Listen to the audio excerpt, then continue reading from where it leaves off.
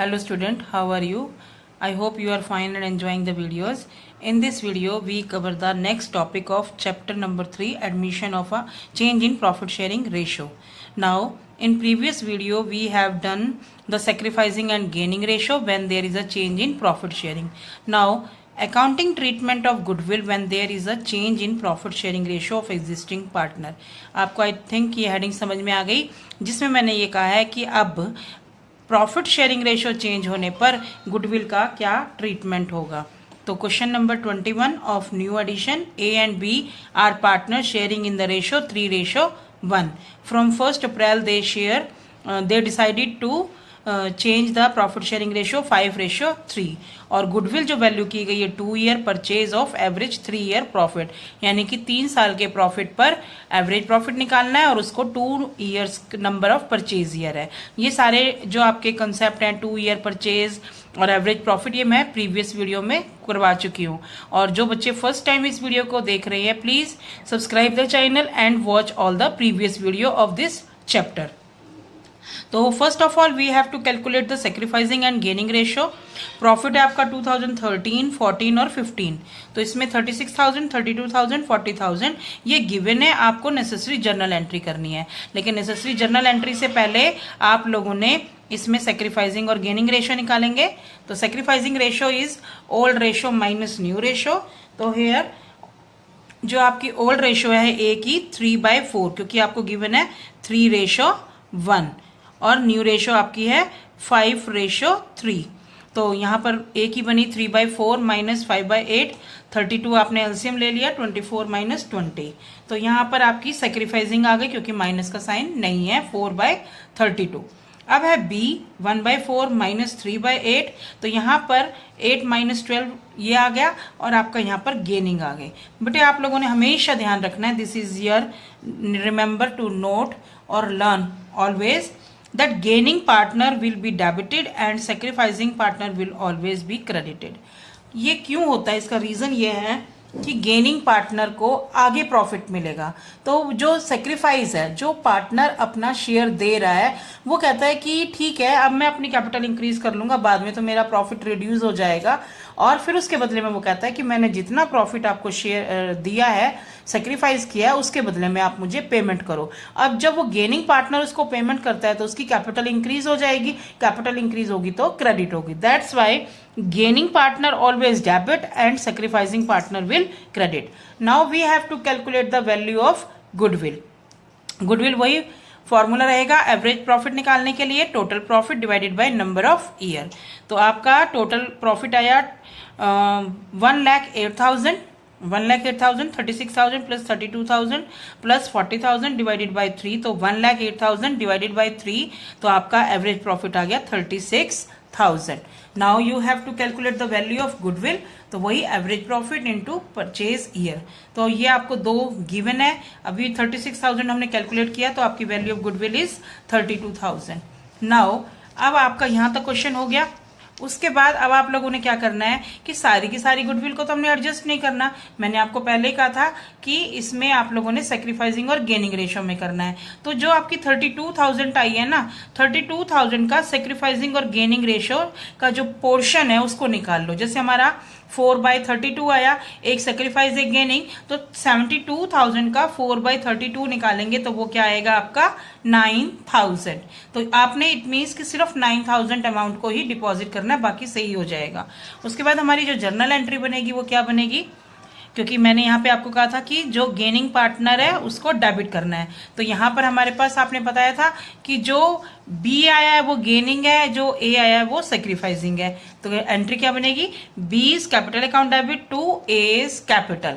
तो कितने अमाउंट से 9,000। अब क्या करना है कि जो ए है वो क्या करेगा, अपने शेयर का 9,000 उसको पे कर देगा बी को, सॉरी बी ए को पे कर देगा, क्योंकि जो यहाँ पे बी है वो आपका क्या कर रहा है, बी क्या कर रहा है सेक्रीफाइस, एंड जो ए है वो गेनिंग में कर रहा है। तो amount of goodwill should be adjusted. तो यहाँ पर ए जो सेक्रीफाइस कर रहा है उसको क्रेडिट करना है, और जो गेन कर रहा है उसको डेबिट करना है। बी यहाँ पर गेन कर रहा है 9,000 का, और ए कर रहा है, तो इट मीन्स कि B will pay to A. यहाँ पे ध्यान से लिखेंगे B will pay to A. I hope you understand the question. Okay. Now we will do the question number 20. ठीक है, तो P Q R partners share in the ratio 1:1. Now R share decided in future for 1/7. ठीक है, goodwill आपकी यहाँ पे दी हुई है 42,000। तो first of all we have to calculate the new ratio in that case.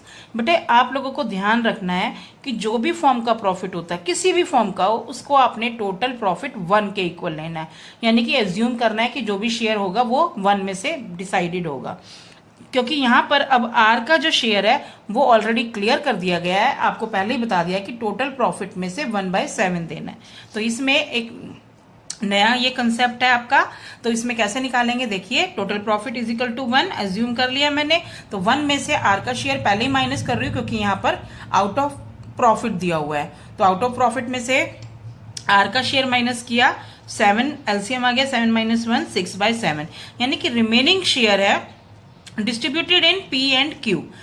अब जो 3 पार्टनर है, एग्जिस्टिंग पार्टनर है, कोई नया पार्टनर नहीं आया, कोई गया नहीं है, तो इट मीन्स कि आर का शेयर जब क्लियर है तो पी और क्यू में जाएगा वो। और पी और क्यू के बारे में भी हमें कोई रेशो नहीं दे रखी, तो उनकी जो ओल्ड रेशो होती है वो उसी में ही बांटते हैं। तो ओल्ड रेशो क्या है, 1:1, यानी कि इक्वल।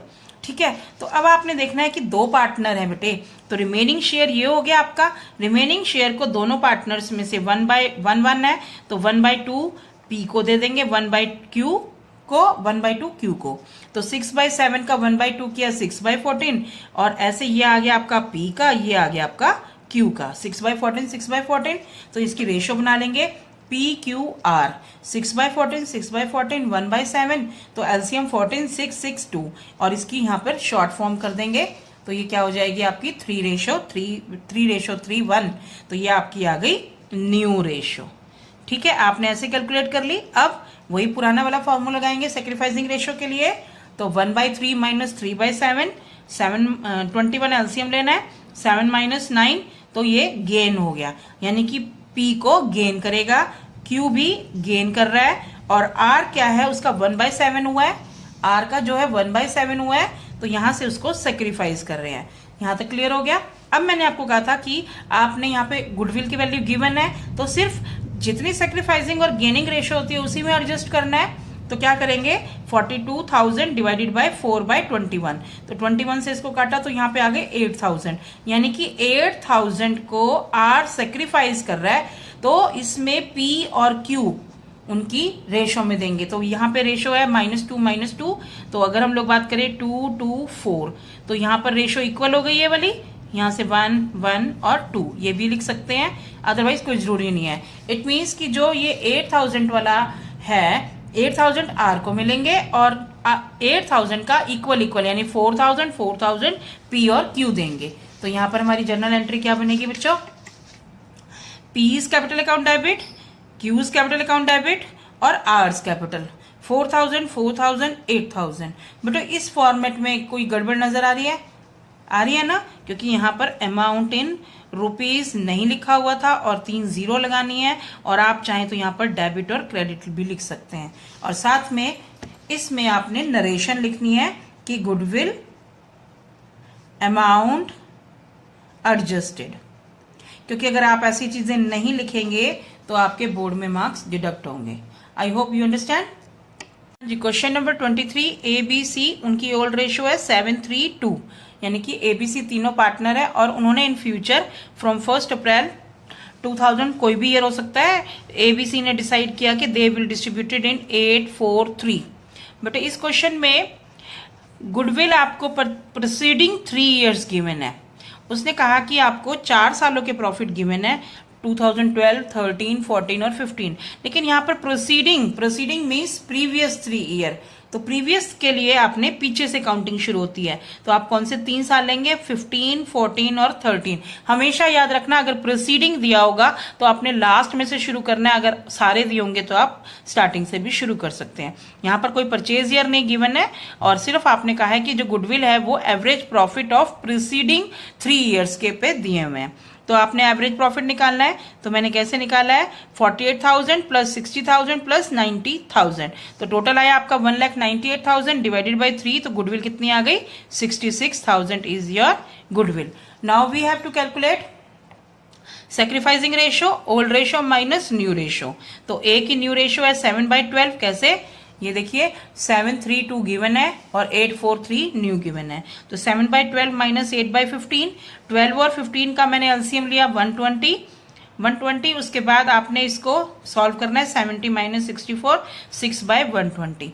यहाँ पर माइनस का साइन नहीं है, तो इट मीन्स कि ए सेक्रीफाइस कर रहा है, और सेक्रीफाइसिंग पार्टनर को हम क्या करेंगे, डेबिट करेंगे, सेक्रीफाइसिंग पार्टनर को क्रेडिट करेंगे और गेनिंग पार्टनर को डेबिट करेंगे, क्योंकि सेक्रीफाइसिंग पार्टनर की कैपिटल इंक्रीज हो जाती है, वो अपने प्रॉफिट शेयर को सेक्रीफाइस कर रहा है।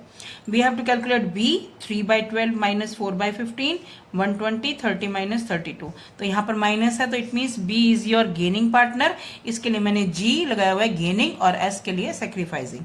सी है 2/12 माइनस 3/15, 20 माइनस 24, 120, 4/120।